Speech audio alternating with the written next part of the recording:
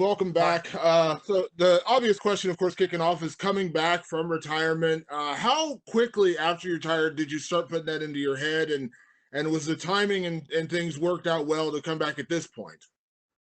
Yeah, after a month or two at home about that, and then I want to go back to training, and I can't train without a motivation. So and now I'm here.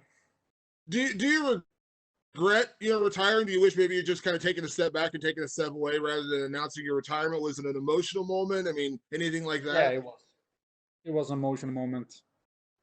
Nothing else.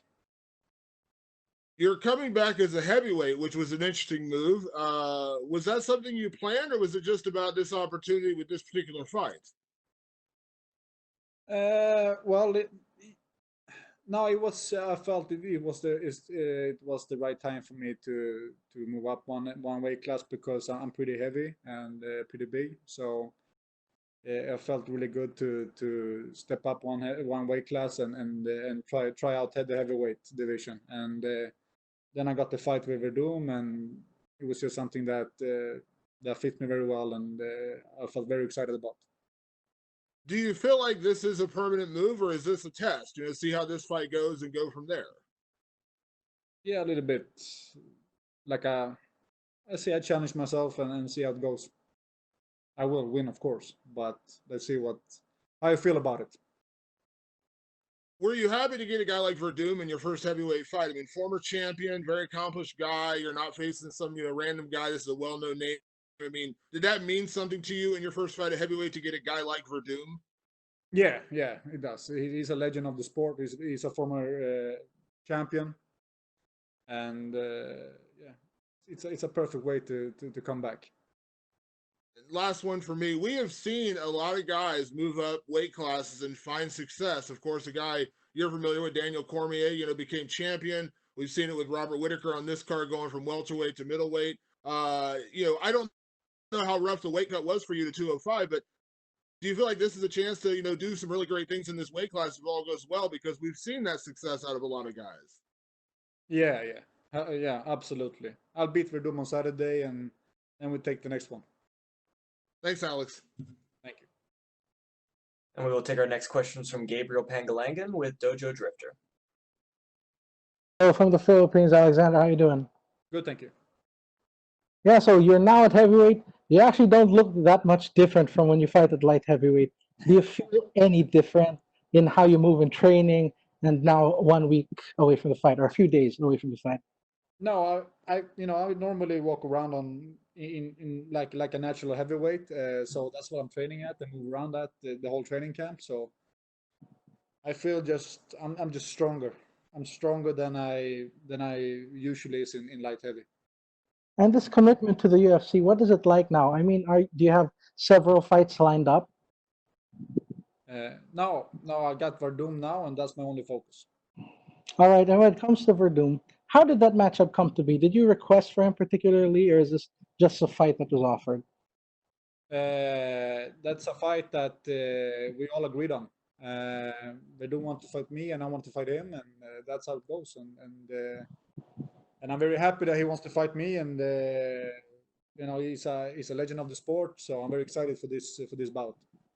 Yeah, so we understand that you love to compete. I was just curious that are you back simply to compete, or is this a legit title run? Is that still the goal, to get that heavyweight title, to get a belt? I'm here to win my fights. I'm here to win my fights, and we just take it from there. And when I'm end up in a situation where I can touch the belt, then we go for the belt. But right now it's just one fight at a time. I'm fighting Verdum. I'll beat Verdum on Saturday. Then we take the next one. All right. Well, best of luck with everything, sir. Thank you very much. Thank you. We'll take the next questions from Gabriel Gonzalez with Cageside Press.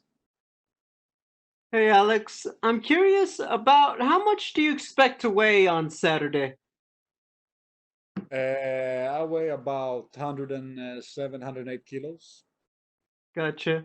Talking about it, you're a very reserved guy. Are you liking the setup on Fight Island? You don't have to see as many people in person, and I'm assuming a little less media.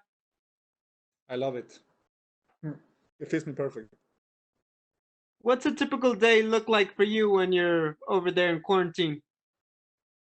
Well, we have the resort here, which is the island is a safe zone, so we can move around the island. But I did my quarantine time for 4 days.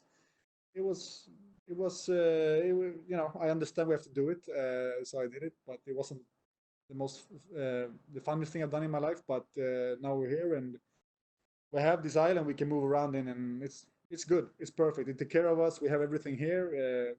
Training facilities, food. Yeah, so it works really good. How are you adjusting to fighting early in the morning local time? Good. When it's time to fight, it's time to fight, and I'll be ready for it. Final question. I guess a lot of people, you talked about it when you stepped away, it was in the moment and everything. Win or lose, do you feel like you're going to be back for a minute? Fans can expect to see the Mauler in action for a while still? Yes, I'm here to stay. Thank you, Alex. Thank you. And we will take our next questions from Alistair Bishop with MMA Republic. Alex, how are you, sir? Thank you. Good. Good. My first question is just to kind of get an idea in retirement, what do you think was the deciding factor that made you decide to come back and compete? Well, I missed the competition, and I need my training. So for me to train good, I need a goal. And for me, that's competition. So it came naturally for me to come back. And the decision to come back at heavyweight, was it based on avoiding weight cuts or just being as comfortable as possible in competition? It's all about feeling good and have a good training camp. This felt like the best way for me to come back. And I'm a pretty big guy, so heavyweight for me comes very natural. What sort of speed advantage do you think you'll have in the heavyweight division, especially with your boxing? A lot. Fantastic. Your teammate, Khamzat Chimaev, we saw him burst onto the scene now. We've seen him in Brave before. What do you make of him, and what do you think about his future? Very good. He's a future world champ for sure. He loves this. This is his life. He's gonna go all the way. And is he someone you spend a lot of time with on the mat? He's my main sparring partner right now. So does that younger sort of blood also make you want to get back into competition? You feel like you don't want to let the youngsters run away with it? Yeah, he pushes me all day. Fantastic. And what do you make of Fabricio Verdum as an opponent for you? Obviously, some people would say that he's arguably one of the greatest heavyweights to do it. Yes. What do you see? How do you see him as an opponent? Very dangerous. He's legit on the ground. He hits hard. He's a heavyweight. All the heavyweights hits hard. And he's also a legend of the sport, so I can't wait to beat him on Saturday. Thank you so much, and all the best, man. Thank you. And we will take our next questions from Augusto Niesgay with Somos MMA. Hi, Alexander. How are you? Good, thank you. And my first question is, how tough was to prepare your comeback fight in the middle of this pandemic? Did this context affect you? No, not really. We have been pretty open-minded in Sweden when it comes to Corona. We'll be able to do our work, which I'm very happy for. But of course, it's been tough to getting in some sparring partners, etc. But yeah, well, I had a really good camp. And I know that you have said that you want to go one fight at a time, but you have intentions to stay in the heavyweight division, or you could go down to 205? Let's see what the future brings. I'm here to fight now in heavyweight, and yeah, and I beat him on Saturday. We take it from there. Okay, and taking into account that the fact that you're going to fight in an unusual time schedule, do you think you're going to have some advantage due to the fact that there is not so much time difference between Abu Dhabi and Sweden? Do you think this will be a factor? A factor, I don't know. I don't know, but it's nothing I count on. You know, it's I'm prepared for the best Verdum, and I know he's ready for the challenge, and he's ready for the time difference. So. And what do you think about this new Fight Island? What did you expect from it, and what do you think? Good. It's really good. The UFC's done a really good job here. We have everything. They take care of us very good, and we have everything we need for competition. So.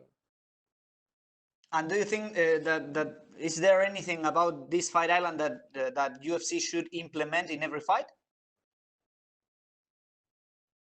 Well, you know, it's not that much of a different than it is a regular fight week. So they managed to do it really good.